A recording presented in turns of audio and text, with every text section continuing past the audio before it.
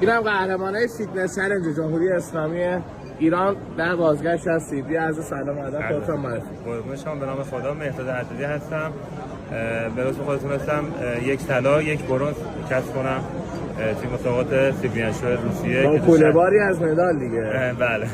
قهرمان جهان آسیا. بله آسیایی. آره دیگه شاید به امید خدا آماده میشیم برای مسابقات آسیایی مغولستان و مستر یونیورسیتی. درود به یه تشکر ویژه میکنم از دکتر نصیرزاده و آقای ابراهیمی که این تدارک این سفر سخت و تجربه خیلی خوب و برای بچه‌ها بود که واقعا مسابقات بزرگی بود که ما تو عمرمون اینقدر ورزش‌ها رو از نزدیک ندیده بودیم.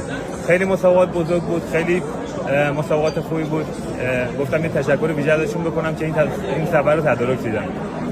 بریم سراغ شما. درود. سلام و عرض ادب. امید کلجی هستم. تونستم 2 تا مدال طلا در مسابقات سیبیانشو کسب کنم. از اینجا از استاد عزیزم دکتر هاشمی تشکر کنم. بعد بچه‌های با معرفت فیتنس